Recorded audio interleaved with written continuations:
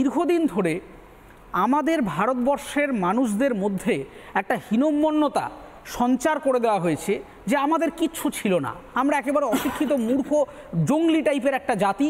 আমাদের না আছে কোনো শাস্ত্র, না আছে কোনো শিক্ষা, না আছে কোনো সভ্যতা। পশ্চিমের দেশ থেকে যা আসছে সেটাই হচ্ছে সব আধুনিক, সেটাই হচ্ছে মডার্ন। আমরা হরপ্পা মহেঞ্জোদারোর ইতিহাস নাকি আমাদের নেই, আমাদের নাকি শাস্ত্র নেই, আমাদের নাকি কোনো ইতিহাস নেই। তার কারণ আমাদের মজার ব্যাপারটা হচ্ছে যে দিনের পর দিন ভারতবর্ষের যে ইতিহাসটা লেখা হয়েছে আমরা ওদের দেশের হিস্টোরিয়ানদের লেখা পড়ছি, ওদের দেশের সাংস্কৃতিকদের লেখা পড়ছি। ইনফ্যাক্ট যে সমস্ত ভারতীয় ঐতিহাসিক বা ভারতীয় মিডিয়া স্পেশালিস্টরা ভারতবর্ষকে নিয়ে লিখছেন, আপনি তাদের ব্যাকগ্রাউন্ড স্টাডি করুন, প্রত্যেকে কেমব্রিজ, অক্সফোর্ড, হার্ভার্ড থেকে পড়াশোনা করছে। ফলে তাদের মাথাতেও ঢুকিয়ে দেওয়া হচ্ছে যে গ্লোবালাইজেশনের চোখ দিয়ে ইন্ডিয়াকে দেখো। কিন্তু এখন আপনাদের চ্যানেলের মাধ্যম দিয়ে এবং আপনারা যে ন্যাশনালিস্ট কালেকটিভ শুরু করেছেন কিছুদিন আগেই, আমাদের এই মুহূর্তে একটা বড় রিফরমেশন প্রয়োজন। আমি এটা বলেই কনক্লুড করব যে আমাদের এখন ইতিহাসটাকে ভারতবর্ষের অরিজিনাল ইতিহাস রিরাইট করা উচিত, ভারতবর্ষের নিজস্ব কথাগুলি বলা উচিত।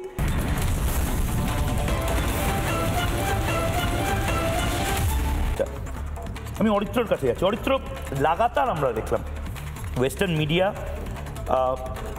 অনেকগুলো প্রচার করলো এবং তার মধ্যে থেকে পাকিস্তানি মিডিয়ার কথা নিয়েও অনেক প্রচার হয়েছে। তার মধ্যে থেকে সবচেয়ে বড় প্রচার যেটা বা অপপ্রচার যেটা, তা হলো আমাদের নাকি S-400গুলো সব উড়িয়ে দেওয়া হয়েছে, আমাদের আদমপুর এয়ারবেস নাকি উড়ে গেছে। এমন পরিস্থিতি তৈরি হলো যেখানে প্রধানমন্ত্রীকে সেখানে গিয়ে উপস্থিত হতে হলো, সেই ছবিও দেখাবো।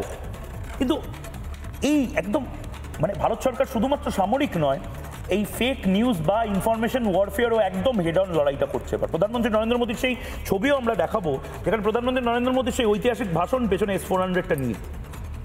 এই লড়াইটাও এখন টাফ। অরিত্র, দেখুন, প্রথমেই আপনার একটু আগে বলা একটা কথার সূত্র ধরে বলি, আন্তর্জাতিক মিডিয়া বলে কিছু হয় না। Media is a national product. প্রত্যেকটা দেশের নিজস্ব যে মিডিয়া রয়েছে, সংবাদপত্র, টেলিভিশন চ্যানেল, সোশ্যাল মিডিয়া বা অন্য যে কোনো ফরম্যাট অফ নিউ মিডিয়া, সেইগুলো প্রত্যেকটাই সেই দেশের জাতির প্রোডাক্ট হিসাবে কাজ করে। কোনো কিছুই আন্তর্জাতিক বলে কিছু হয় না, এক কণ্ঠে সবাই কথা বলে না।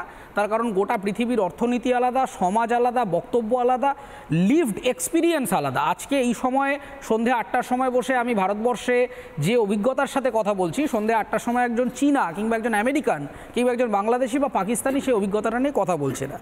এইবার আপনার আজকের আলোচনার বিষয়বস্তুটা আমি যদি একটু ইতিহাস থেকে আসি, আমি আপনাকে 3-4টে হেডলাইন বলি। প্রথম কথা, 1919 সাল, বিখ্যাত জালিয়ানওয়ালাবাগ ম্যাসাকার।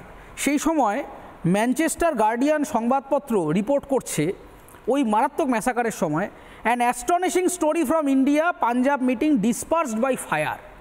ওই রকম বিভৎস ব্রিটিশের অত্যাচারের রিপোর্ট, একটা নাকি অ্যাস্টনিশিং খবর, এটা নাকি আশ্চর্য হয়ে যেতে হচ্ছে। অথচ এই বিভীষিকাটাকে তারা বিভীষিকা বলতে পারছে না। 1971 সালে যে মারাত্মক রিফিউজি ক্রাইসিস ভারতবর্ষে হয়েছিল, আপনি কোনো আন্তর্জাতিক মিডিয়া সেই নিয়ে কভারেজ পাবেন না। 2023 সালে যখন আমরা চন্দ্রযান-3 চাঁদে পাঠিয়ে আমরা সেলিব্রেট করছি, আমাদের মহাকাশ ক্লাবে আমাদেরকে স্বাগত করা হচ্ছে, সেই সময় নিউ ইয়র্ক টাইমস একটা কার্টুন ইমেজ প্রকাশ করেছে, একটা ব্যতিক্রমী ইমেজ, যে একজন গরিব চাষি, তিনি একটা গরু নিয়ে এবং তার ওই elites press club with a cow এই নামে একটা ছবি নিউ ইয়র্ক টাইমস প্রকাশ করলো। আপনি আন্তর্জাতিক মিডিয়ায় দেখাতে পারবেন না এরকম কোনো প্রপার রিপোর্ট যেটা নিয়ে এত বিতর্ক হয়েছে যে 2024 সালে ডিসেম্বর মাসে ভারতবর্ষের বুক চিরে স্টারলিংকের ইন্টারনেট ব্যবহার করে মায়ানমার থেকে 6000 কিলোগ্রাম ড্রাগ মেথ সাপ্লাই করার চেষ্টা হচ্ছিল নিউ ইয়র্কে, যেটা আমাদের নৌসেনারা ক্যাপচার করেছিল এবং কনফিসকেট করেছিল। কোথায় ছিল New York Times, Washington Post, BBC, FBC, এই সমস্ত?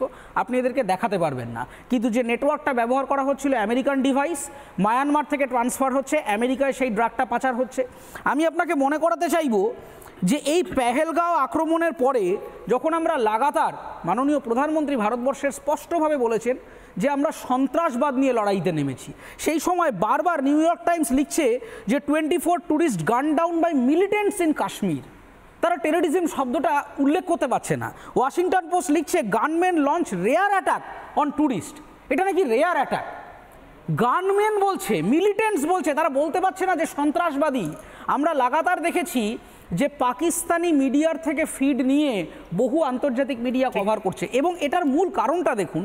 তার কারণটা হচ্ছে দীর্ঘদিন ধরে আমাদের ভারতবর্ষের মানুষদের মধ্যে একটা হীনম্মন্যতা সঞ্চার করে দেওয়া হয়েছে যে আমাদের কিচ্ছু ছিল না, আমরা একেবারে অশিক্ষিত মূর্খ জঙ্গলি টাইপের একটা জাতি, আমাদের না আছে কোনো শাস্ত্র, না আছে কোনো শিক্ষা, না আছে কোনো সভ্যতা।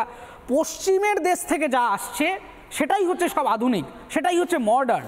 আমরা হরপ্পা মহেঞ্জোদারোর ইতিহাস নাকি আমাদের নেই, আমাদের নাকি শাস্ত্র নেই, আমাদের নাকি কোনো ইতিহাস নেই। তার কারণ আমাদের মজার ব্যাপারটা হচ্ছে যে দিনের পর দিন ভারতবর্ষের যে ইতিহাসটা লেখা হয়েছে আমরা ওদের দেশের হিস্টোরিয়ানদের লেখা পড়ছি, ওদের দেশের সাংস্কৃতিকদের লেখা পড়ছি। ইনফ্যাক্ট যে সমস্ত ভারতীয় ঐতিহাসিক বা ভারতীয় মিডিয়া স্পেশালিস্টরা ভারতবর্ষকে নিয়ে লিখছেন, আপনি তাদের ব্যাকগ্রাউন্ড স্টাডি করুন, প্রত্যেকে কেমব্রিজ, অক্সফোর্ড, হার্ভার্ড থেকে পড়াশোনা করছে।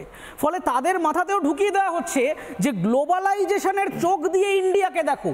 কিন্তু এখন আপনাদের চ্যানেলের মাধ্যম দিয়ে এবং আপনারা যে ন্যাশনালিস্ট কালেকটিভ শুরু করেছেন কিছুদিন আগেই, আমাদের এই মুহূর্তে একটা বড় রিফরমেশন প্রয়োজন। আমি এটা বলেই কনক্লুড করব যে আমাদের এখন ইতিহাসটাকে ভারতবর্ষের অরিজিনাল ইতিহাস রিরাইট করা উচিত, ভারতবর্ষের নিজস্ব কথাগুলি বলা উচিত, এবং আমাদের মধ্যে যেভাবে ঢুকিয়ে দেওয়া হচ্ছে যে আমাদের কিচ্ছু নেই, কখন পশ্চিমের দেশের কাছে আমরা হাত পাতবো। ডোনাল্ড ট্রাম্প সিগনিফিকেন্ট কথা বলেছে নিশ্চয়ই, অ্যাপেল নিয়ে যখন এত বিতর্ক হলো যে ভারতবর্ষ কিন্তু সেলফ ডিপেন্ডেন্ট, ওদেরটা বুঝতে দাও। এটা ডোনাল্ড ট্রাম্প বলছেন মানে এটা ইম্পর্টেন্ট, তিনি কিন্তু এটা ইয়ার্কি ফাজলামো করার জন্য বলছেন না। তার মানে তার কাছে এই বার্তাটা আছে যে ভারতবর্ষের মেক ইন ইন্ডিয়া ক্যাম্পেইন যখন কোভিড-19 সারা পৃথিবীতে সাইডলাইন হয়ে যাচ্ছে, ভারতবর্ষ তখন তার যেভাবে ইনফ্রাস্ট্রাকচারটাকে তুলে ধরছে, কোভিড-19কে আমরা যেভাবে টেকনোলজিক্যালি কমব্যাট করেছি, সেইটা কিন্তু আপনি কোনো পশ্চিমের মিডিয়ায় পাবেন না। আরেকটা জিনিস যেটা আমার নিজের যেটা মনে হয়েছে, মানে একদম হালকা চালে অনেক লাইটার নোট বলছি,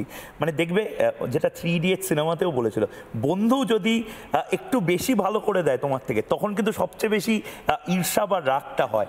ডোনাল্ড ট্রাম্প এতদিন ভেবেছিল যে না, ওরা তো আমাদের থেকে একটু নিচে বা একটু ছোট, কিন্তু এখন ডোনাল্ড ট্রাম্প বা আমেরিকার কি কোথাও মনে হচ্ছে যে না এ ভাই এরা তো আমাদেরকেও টক্কর দিয়ে দিতে পারে, এই জায়গাটা তৈরি হচ্ছে। দেখুন, আমরা মানে 50-এর দশকে যখন আমাদের ইউনাইটেড নেশন সিকিউরিটি কাউন্সিলে পার্মানেন্ট মেম্বার হিসেবে যাওয়ার সুযোগ হয়েছিল, আমরা তৎকালীন পরিস্থিতিতে যেতে পারিনি, নেহেরু সাহেব রাজি হননি, এই নিয়ে অনেক বিতর্ক আছে। কিন্তু আজকের দিনে দাঁড়িয়ে সাউথ এশিয়াতে আমরা যেভাবে নিজেদেরকে তৈরি করেছি, শুধু ইকোনমিক্সটাই যদি আপনি দেখেন, হ্যাঁ অনেকে প্রশ্ন করেন ইনইকুয়ালিটি আছে, ইনইকুয়ালিটি কি আমেরিকায় নেই, ইনইকুয়ালিটি ইউরোপে নেই? একটা জিডিপি যখন বাড়ছে, একটা অর্থনীতি যখন বাড়ছে, সমস্ত কিছু কম্পোনেন্ট কোনো দেশে কোনো দিন সমান হয় না।